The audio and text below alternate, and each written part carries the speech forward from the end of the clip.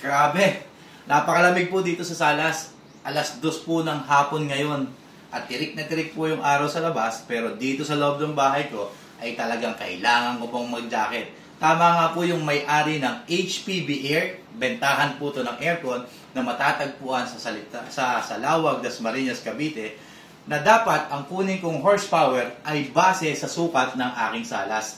Kaya ito po, meron po akong ginagamit dito na 2 horsepower at ito po ay recommended sa akin ni Sir Jojo Bantiling, yung may-ari ng HPB Air.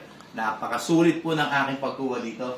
Naikot ko na po lahat ng bilihan ng aircon. Sa kanilang po lang talaga affordable ang mga air condition at meron po silang iba't ibang klase ng air conditioner na pwede niyong pagpilian depende sa horsepower. At ang kanilang mga empleyado na nagkabit nito ay napakagagalang. Kaya rest assured na habang kinakabit nila, ini-install nila itong aircon, ay komportable ka na nasa tama at maayos ang pagkakabit ng aircon. Kung hindi ka naniniwala na malamig talaga itong air condition ng HPB Air, tinan mo yung mantika. Nakatulog na sa sobrang lamig. Oh.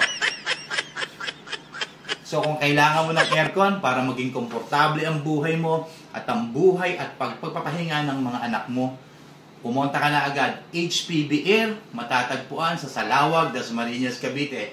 Uulitin ko po, kung affordable at kalidad ng air condition ang hinahanap nyo, HPB Air, highly recommended. Maraming salamat po.